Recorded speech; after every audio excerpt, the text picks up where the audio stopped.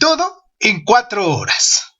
En su exitosa obra, Timothy Ferris se basa en su experiencia para emitir, sin sorpresa cuando nos referimos al título, una crítica de valor del trabajo cuando este equivale a sufrimiento, coacción, alineación. Desde esta perspectiva, su visión se acerca a la de Paul Lafargue, que fue un escritor y político socialista francés, donde dice: el progreso se representa de forma positiva, ya que se utiliza como herramienta de liberación. Liberación de los trabajadores para Lafargue, liberación personal para Ferris.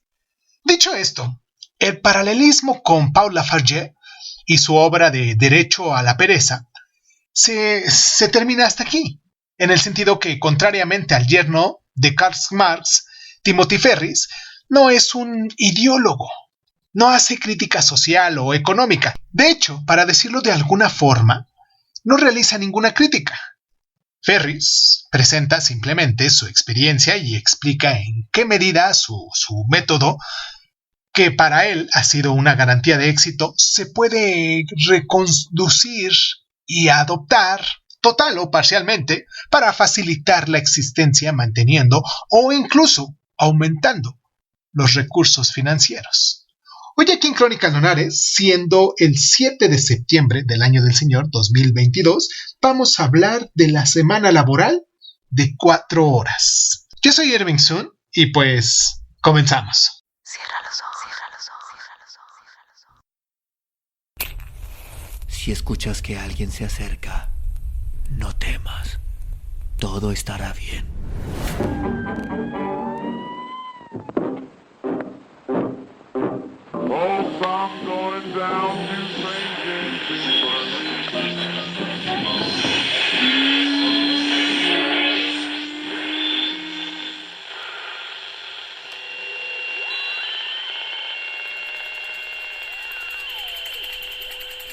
Estás escuchando Crónicas Lunares, el lugar donde entra por tus oídos.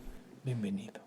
Timothy Ferris nace el 20 de julio de 1977, crece en East Hampton, en el estado de Nueva York, y tras un paso por las neurociencias, finalmente cursa estudios sobre las civilizaciones orientales en la Universidad de Princeton y obtiene el título de Estudios de Asia Oriental.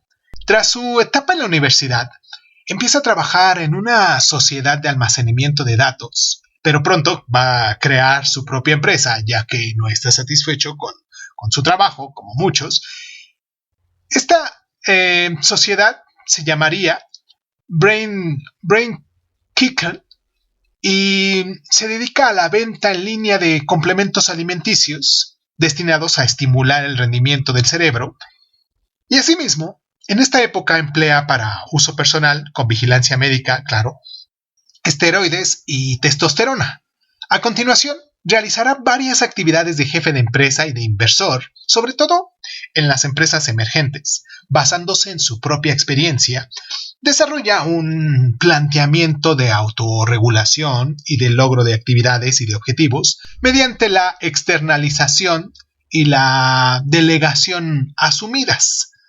Esto le conducirá a desarrollar también un componente formativo en sus actividades mediante la oferta de recursos, la presentación de un programa de televisión o incluso la publicación de videos en línea, accesibles desde su blog. Además, cabe mencionar aquí su fascinación por los récords y las disciplinas deportivas. Tiene el récord del mundo en el número de giros bailando tango en menos de 1 minuto, y en 1999 también ganó una medalla de oro en Sanda, que es el arte marcial chino, y su victoria, aunque no se haya discutido oficialmente, despierta controversia sobre el fondo, ya que el autor reconoció que se había hidratado en gran medida antes de que lo pesaran para poder competir en una categoría de peso inferior a la suya. Además, recurrió a una sutileza de las reglas que hizo que ganara todos sus combates por nocaut técnico, claro. En vez de obtener la victoria solamente gracias a sus resultados deportivos, actuó para que sus adversarios salieran del perímetro del combate, quedando así eliminados. Según él, hoy en día estas prácticas son muy frecuentes y pues Timothy Ferris procede de una corriente vinculada con las nuevas tecnologías, con el espíritu emprendedor y con la autorrealización. Representa por sí solo varias facetas del desarrollo personal tal como se concibe desde los años 70. El desarrollo personal se deriva en un movimiento de liberación durante los años 60 y 70 en relación con las estructuras profesionales, familiares o incluso religiosas que prevalecían hasta ese momento. Para el individuo se trata de reivindicarse como tal y como actor de su propia vida, con una voluntad emancipadora y de autoafirmación, y en ese momento aparece el movimiento hippie y un cierto entusiasmo por espiritualidades alternativas, que en este caso fueron las orientales, las indias, las amerindias, así como algunas corrientes más teóricas, y estas conducirán en especial a la escuela de Palo Alto, cuyas teorías se basan en la comunicación y en las relaciones entre los individuos y su entorno, y a sus desarrollos como la programación neurolingüística, que integra en mayor medida una dimensión de cambio, de evolución de la persona. Vamos a hacer nuestra primera pausa aquí en el programa para recordarles a ustedes nuestras plataformas, para que se pongan en contacto con nosotros, para que nos comenten si ya leyeron este libro, para si les gusta lo que estamos haciendo, lo sigamos haciendo en estos días. Hablemos de libros de liderazgo, de libros de marketing también, de psicología, de motivación personal. O sea, todo esto que utilizamos los días Mercury Dice, que así nombramos en este programa de miércoles, hoy siendo miércoles 7 de septiembre, como ya les dije anteriormente. Se pueden poner en contacto con nosotros como Crónica Lunares de Zoom. Nos encuentran así en Facebook, en YouTube, en Instagram también, que Instagram lo hemos dejado un poquito olvidado, pero espero que pronto lo retomemos nuevamente. Y pues en cualquiera de esos dos me gustaría mucho que se suscribieran, los que ya nos siguen en YouTube, que se suscribieran también con nosotros en Spotify, y los que nos están escuchando en Spotify, que nos sigan en YouTube, porque en ocasiones por derechos de autor, por algunas musiquitas, o ve tú a saber qué es lo que se hace infracción ahí, pues preferimos de plano eliminar el audio que tenemos ahí en YouTube, y pues realmente pues quedan inconclusos algunos de los audios que subimos, pero tengan en cuenta que todos los audios los tenemos en Spotify, porque ahí no tenemos ningún problema. Y pues nada, nos pueden encontrar en iVoox, en Anchor, en Breaker Audio, en Google Podcast, en Apple Podcast, en Overcast, en Radio Republic, en TuneIn, en SoundCloud, en Speaker y en iHeartRadio. Vamos a nuestra pausa ya para meternos de llenos con nuestro resumen de la semana laboral de 4 horas.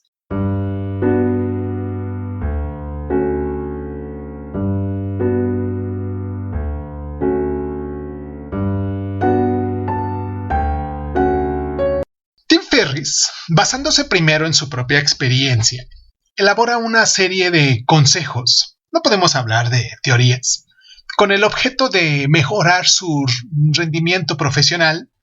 De forma general, esta mejora se basa en 3 puntos. 1. Eliminar. La primera etapa consiste en suprimir de la agenda las tareas absorbentes y que no aportan nada o casi nada. Y la mayor parte de las reuniones están hechas en estas tareas que hay que eliminar. Y para Ferriss, una unión tiene que tener una hora de inicio, una hora de finalización y una finalidad precisa. Tiene que resultar en una toma de decisión. Y según él, un gran número de reuniones son inútiles y se escapan de ellas con el pretexto de una tarea importante, un trabajo urgente que tiene que terminar, y que añade que uno de los asistentes a la reunión le transmitirá su contenido, y además recomienda eliminar toda serie de informaciones. Aconseja desconectarse no solamente del correo electrónico, sino también de los distintos sitios web de información. No mirar las noticias en la televisión, ni escucharlas en la radio, entre tantas otras cosas que nos distraen, como lo que son las redes sociales. Y para él, todo esto es fundamentalmente una pérdida de tiempo. Otros pueden encargarse fácilmente de resumir esta información, en pocos segundos, claro, en respuesta a la pregunta, diciendo qué hay de nuevo en el mundo. Para el autor, lo que no esté relacionado con las actividades de momento resulta inútil. Por lo tanto, ir a lo fundamental pasa por la eliminación de lo superfluo. Esto es lo que se llama la ignorancia selectiva. Asimismo, elimina aquello que desconcentra, las intrusiones, las preguntas, etc., pero cuidando más que no responderles o decirles sistemáticamente que no está disponible.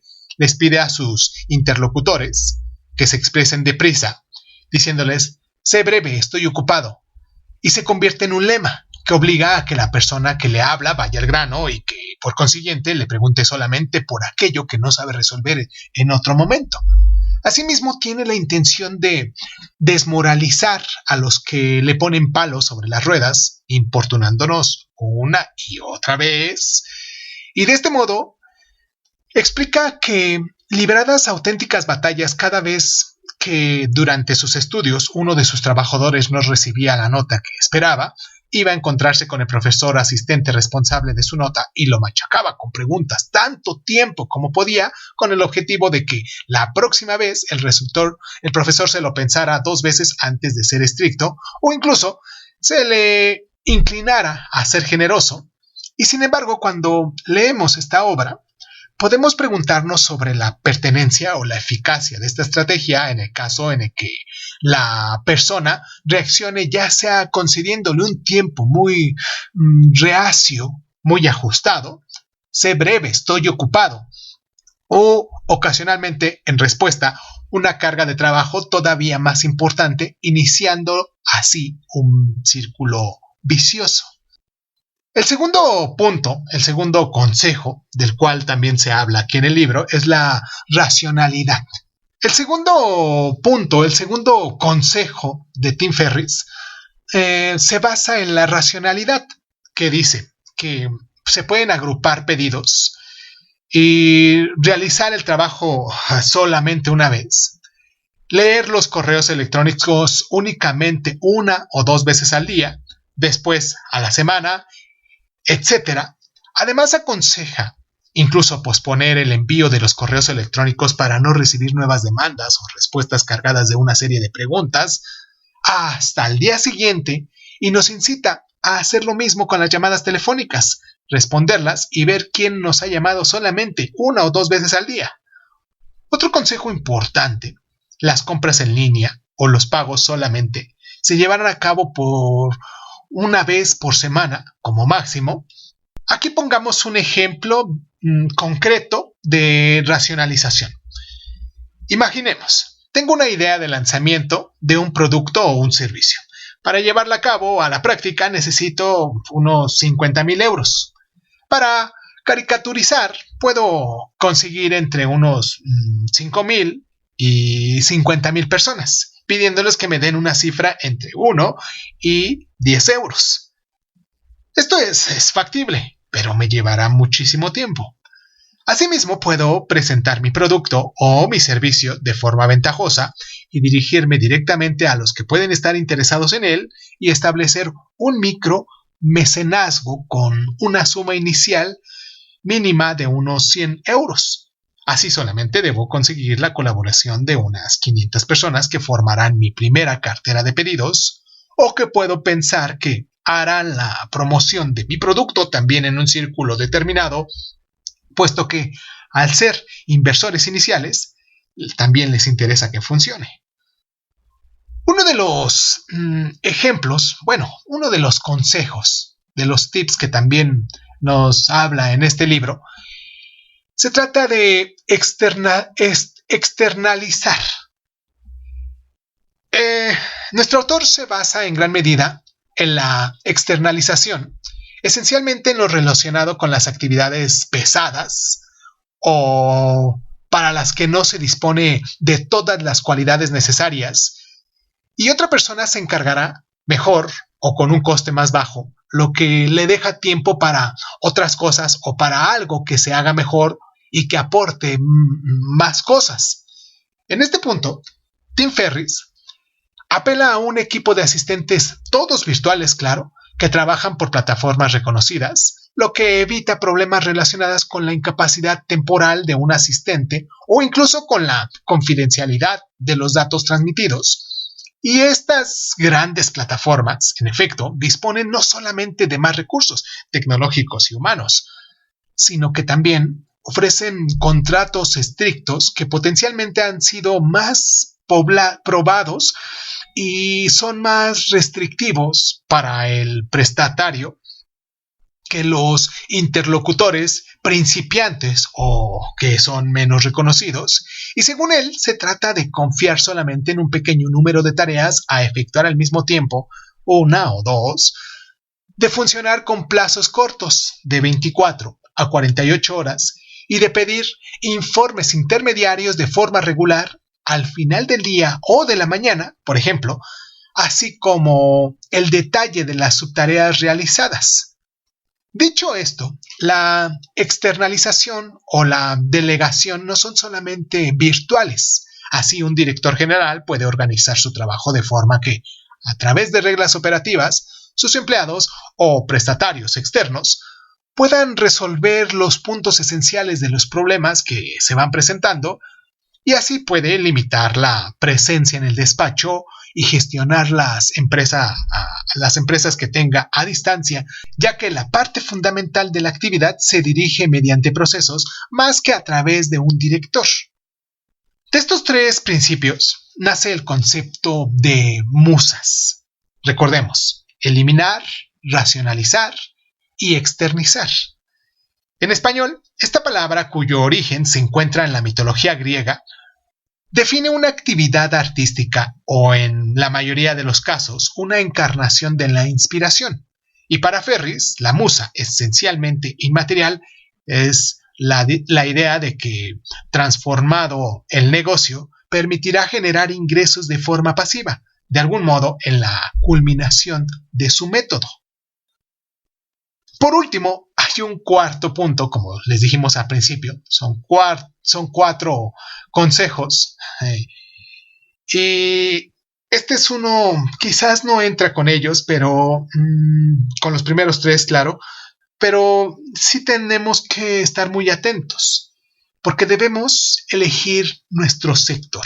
Ese sería el punto, elegir nuestro sector, porque una vez que adquirimos los primeros 3 principios, Ferriss, en lo que se concierne al desarrollo de nuevas actividades, hace hincapié de un perfecto conocimiento del sector y del público meta.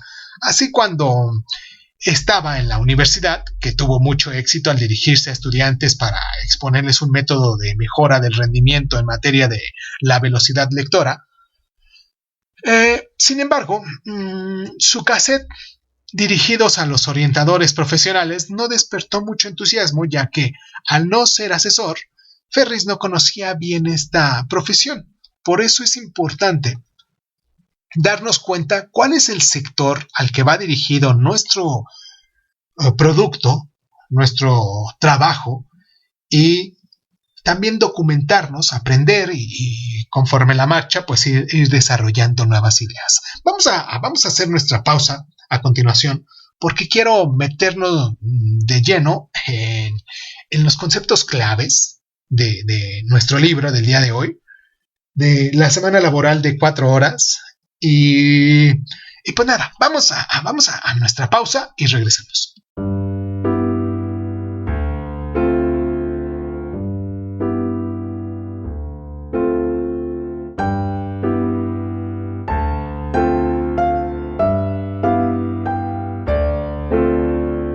¿Por qué trabajamos?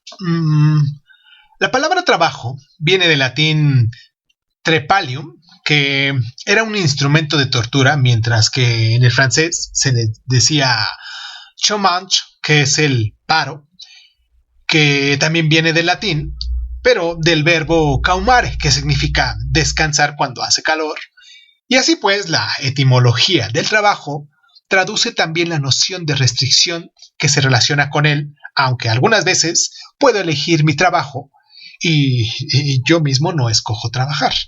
Pero este imperativo justamente sería, según el filósofo alemán Hegel, lo que hace que seamos humanos. La labor se hace liberadora mediante la doble formación de operación en un primer tiempo en la naturaleza para hacer que responda a nuestras necesidades y en un segundo tiempo en nuestra naturaleza humana, consecuentemente, con el de esta primera etapa.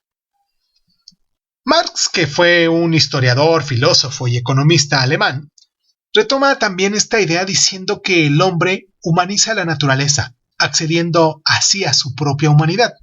Encontramos la valorización del trabajo y del trabajador en la propaganda stajanovista, en referencia a Alexei Stajanov, un minero ruso que batió récords de productividad, o incluso en la expresión de Albrecht Max Fritz, el trabajo os hará libres, sacada de la obra homónima de Lorenz Diefenbach, que fue un filósofo y lexólogo alemán, en la que algunos jugadores encuentran la redención mediante el trabajo, y esta valorización del trabajo como un salvoconducto contra los vicios de la existencia también se acerca al Cándido de Voltaire, en la que presenta el trabajo como un medio para alejar al hombre del aburrimiento, del vicio y también de la necesidad.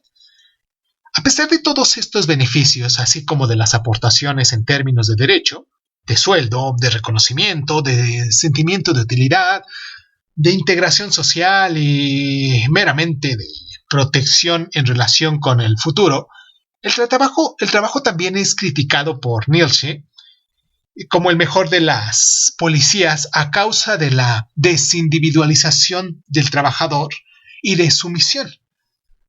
Para el pensador alemán, este gran seguidor del programa, o bueno, que lo tenemos aquí constantemente nosotros cada martes, aquel que no disponga de 2/3 del día para sí mismo tiene que considerarse un esclavo. Aquí encontramos la diferencia entre el tiempo libre y ociosidad, ya que el tiempo dedicado a uno también tiene que estar consagrado a la cultura, la belleza, la conversación, etc. Y Keynes, del cual ya también hemos hablado aquí en el programa, que es un economista británico, y que comparte estas mismas ideas, en una visión utópica que hay que desarrollar a escala del siglo, deseaba que la economía se convirtiera en una ciencia secundaria y con ella la búsqueda desenfrenada de la riqueza y de la rentabilidad. En este mundo, al que aspiraba, el arte y la cultura ocupaba un lugar primordial. En cuanto al valor del trabajo, esta expresión hace referencia al hecho de calcular el valor de un bien en función de la cantidad de trabajo, directo o indirecto, que su producción es requerida. En relación con estas definiciones, al contrario de lo que el título de la obra nos puede dejar pensar, Tim Ferriss no defiende un postulado de reducción del tiempo de trabajo. De hecho, él mismo lo reconoce. Eligió el título de la obra esencialmente por razones de marketing y no se trata tanto de animar a trabajar menos como de trabajar de ese modo. Subcontratar lo que resulta pesado o lo que otros podrían hacer mejor a un coste más bajo es casi un leitmotiv, por decirlo de algún modo, de Ferriss, ya que para él resulta claramente más pertinente, pero sobre todo más rentable, apostar por las cualidades y externalizar los recursos débiles. Utiliza un ejemplo para ilustrar esto. Es más fácil hacer un 10 que 5 ochos. La ley Pareto es el resultado de las observaciones del economista italiano Vilfredo Pareto, según las cuales el 80% de las propiedades italianas pertenecen al 20% de la población, y por extensión, Pareto deduce que, en cierto número de ámbitos, el 80% de los productos o de los outputs son el resultado del 20% de los recursos o de los inputs. Este principio se puede aplicar en un gran número de ámbitos y permite una mejor clarividencia en gestión de las prioridades, ya que si el 80% del volumen de negocios de una empresa procede del 20% de los clientes, es importante concentrarse en estos últimos. Un cliente perdido, si no aporta nada o casi nada, finalmente no resulta importante. Si el 80% de mis ingresos está generado por el 20% de mi trabajo únicamente, me concedo en esos puntos y externalizado, o lo dejo caer de todo el resto, o incluso si el 80% de la satisfacción procede del 20% de mis acciones, también puedo externalizar o abandonar las que, in fine, me causa más problemas o complicaciones que satisfacciones. Hablemos de la ley Parkinson. La ley Parkinson define una especie de efecto bola de nieve aplicando a la organización del trabajo, en el cual, según este principio, el tiempo dedicado a un trabajo aumenta hasta ocupar todo el espacio que se le asigna. El trabajo se vuelve complejo con la multiplicación de las subtareas llevadas a cabo para realizarlo, por un lado, así como con la multiplicación paralela de los intervinientes o de los ejecutantes. Esta ley coincide con las observaciones de Ferris, sobre todo en lo que se refiere a la pérdida de tiempo social, el tiempo dedicado a las reuniones, las respuestas de los correos electrónicos que tienen que llevarse a cabo en tiempo real, o la falta de autonomía de algunos trabajadores, y así pues Ferri nos propone contrarrestar esta ley mediante la aplicación de 3 grandes principios: eliminar, racionalizar y externizar. Repitámoslas: eliminar, racionalizar y externalizar. Asimismo, para combatir dicha ley, Ferris hace hincapié en la indispensable precisión en los términos de todo trabajo que se le pide realizar a otras personas. En concreto, ¿qué tareas hay que llevar a cabo y con qué plazos?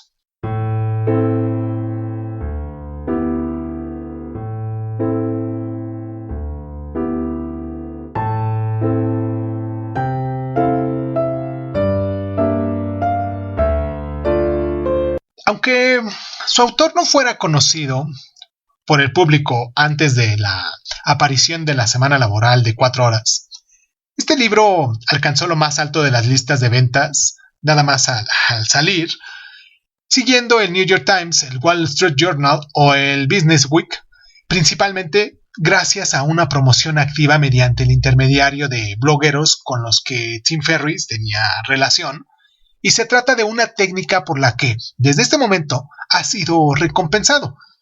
Desde la edición de su obra, el emprendedor es considerado como una especie de gurú, y la importancia de su personalidad se ha destacado con la expresión de Tim Ferriss Effect, el efecto Tim Ferriss, proclamada por el escritor estadounidense Mitchell Ellsberg, después de un comentario sobre su libro publicado en el blog de Ferriss, que hubiera, según él, resultado de un aumento de ventas superior a un artículo en el New York Times y 3 minutos en la CNN. Y se trata, sin lugar a dudas, de un personaje carismático, y su trayectoria y una reflexión sobre sus deseos y sus capacidades le sirven también de punto de partida para su libro. Pero su proceso y sus consejos se basan, por lo tanto, en relatos de vida, primero de las suyas y después de la de otros. Y aunque pronto se plantea un sentido de la posesión o de la acción, uno de los límites más evidentes sobre su obra concierne a la manera de poner por delante la personalidad y el individualismo del emprendedor sin formar parte de ninguna ideología. Y aquí no se trata de hablar de responsabilidad social, medioambiental, etc. Aunque estos planteamientos pueden intervenir, lo harán por el hecho del carácter del emprendedor y no por el sentido del proceso. Nos encontramos lejos de una definición positiva del inversor, como podría proporcionarla Keynes, que con ello diferenciaba al inversor del rentista. Así, el autor aconseja vender productos caros y dirigirse de este modo a una clientela limitada de gente acomodada. Para él, esto solamente tiene ciertas ventajas. Una clientela limitada implica seguimiento y carga del trabajo inferior, y una clientela acomodada se traduce por menos problemas de pago. Un precio de venta elevado comporta un margen elevado que asegura tesorería, permitiendo enfrentarse a eventuales golpes duros, y cuando habla de margen elevado, habla de un precio de venta de 8 a 10 veces superior al coste del producto. Sin embargo, basa sus consejos en una musa eficaz, sobre todo porque se pone en práctica en su entorno de nicho económico donde hay muy poca competencia, y en este tipo de entorno realizó la gran parte central de su experiencia con sus productos de mejora de rendimiento. Sin embargo, para una serie de productos o de servicios, una margen semejante parece difícil de mantener. Por ejemplo, menciona el artículo de un periodista o de un autor estadounidense, A. J. Jacobs, titulado ¿Cómo subcontraté mi vida? El hombre se presenta como autor y periodista en un primer momento trabaja principalmente desde su domicilio y que externaliza una parte importante de su trabajo, lo que es la investigación documental y la redacción de los documentos de síntesis. Y ahora, imaginemos a un periodista autónomo belga al que se le paga una tarifa brutal de €1, por ejemplo, por una línea de 60 caracteres, un artículo de entre unos 1000 y 2000 caracteres, alrededor de unas 2 páginas del tamaño 4A, tamaño carta, le haría ganar entre unos 18 y 22 euros. Y pues aquí nos preguntamos, ¿no? ¿Realmente podemos pensar que económicamente le conviene subcontratar su trabajo? ¿O ya tiene un renombre que le ayude a vender? Solamente de ese modo, ¿no?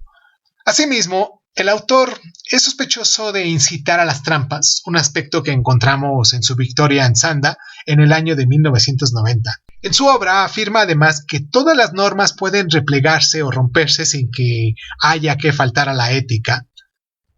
Y Ferris, acentuando este rasgo, no duda en dar consejos que tienen su origen en más bromas que en verdaderas recomendaciones.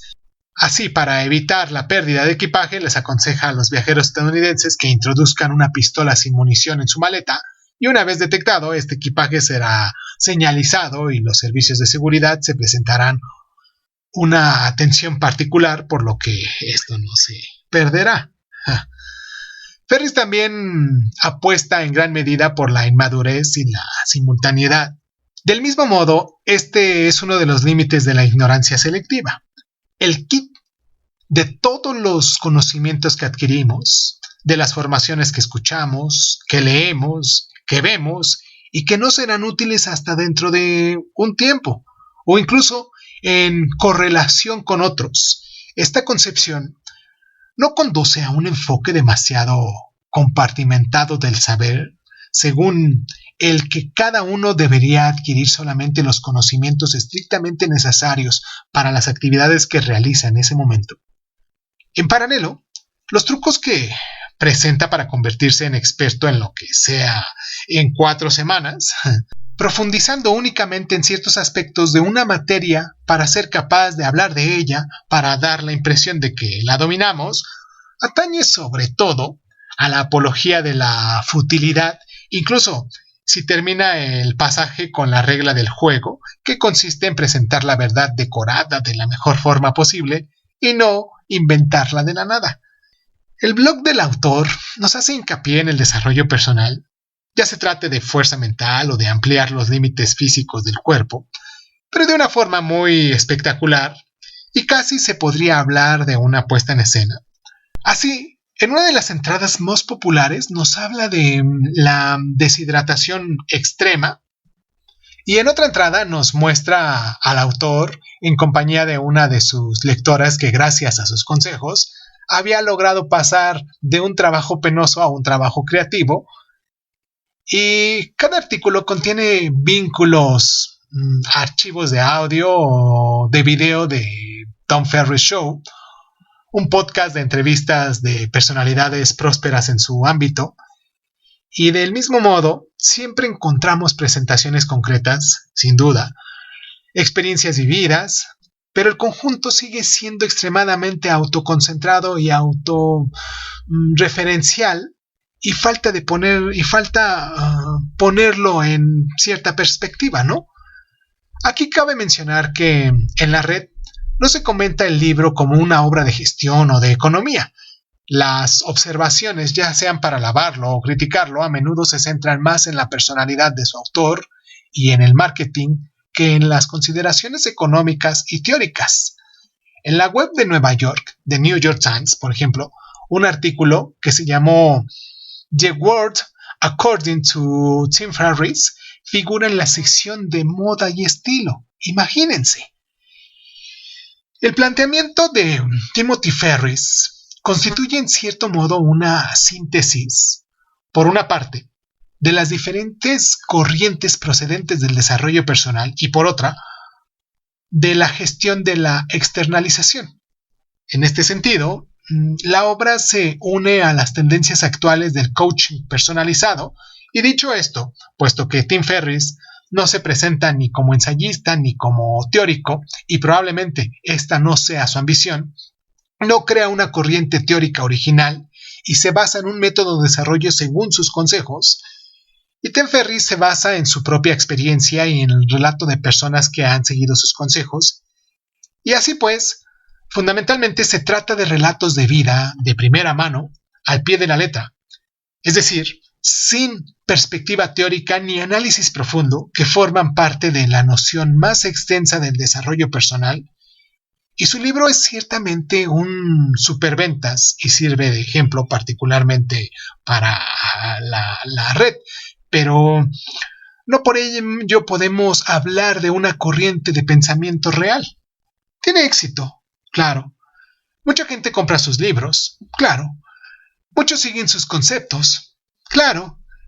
Sin lugar a dudas, ha cambiado la vida de una parte de estas personas para las que habrá un antes y un después. Pero más allá de ese éxito, en la práctica no podemos hablar de una revolución de verdadera envergadura.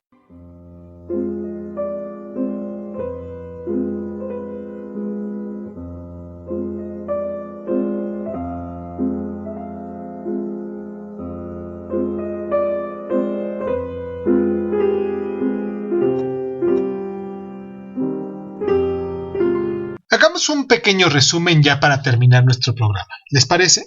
De todo lo que se habló el día de hoy. Hablemos de la excelencia, que es basándose en su propia experiencia, donde Timothy Ferriss afirma que los objetivos que a priori son utópicos son más fáciles de alcanzar que los realistas, y en la cumbre de la competencia no es muy fuerte, mientras que dentro de la media es muy salvaje, y así la intención de Ferriss es desarrollar en la vida diaria y para todos sus puntos de excelencia para alcanzar sus objetivos o incluso intentar superarlos. Los otros aspectos del trabajo no están vinculados con sus puntos fuertes o con la superación personal, que tienden a externalizarse. Ahora, hablemos de la externalización. Una parte importante de esta externalización pasa por las nuevas tecnologías y por recurrir a la automatización de las tareas que permite liberar tiempo y, una vez el concepto de la musa que está bien establecido, tiene que poder conducir a una automatización de los ingresos. También tocamos el punto de ir al grano, uno de los puntos más importantes, que este sirve para optimizar el tiempo dedicado a nuestro trabajo.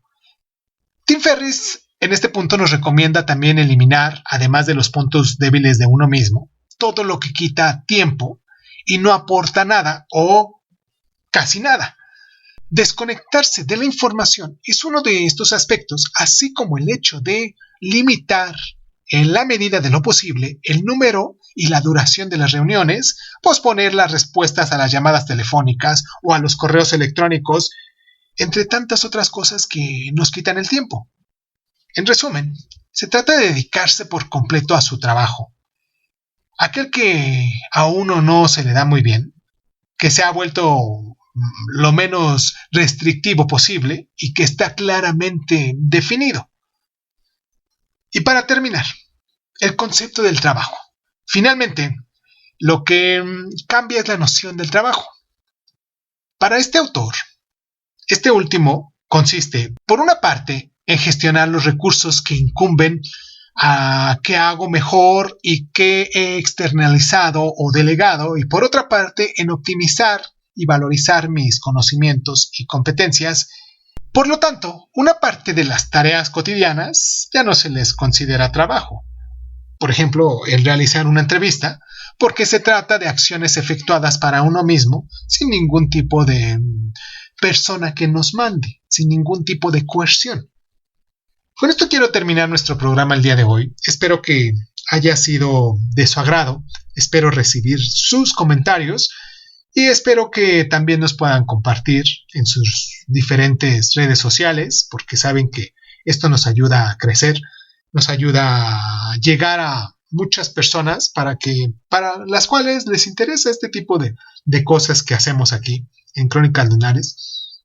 Y pues nada, les mando un abrazo muy caluroso a la gente de allá de Yucatán, a la gente que nos descarga allá en Mérida y pues muchísimas personas que también nos escuchan acá en Argentina. Un abrazo muy caluroso a la gente de España también que nos escuchan por allá. Y pues nada, muchísimas gracias. Yo soy Ervin Sun, esto es Crónica Lunares y muchísimas gracias por estar.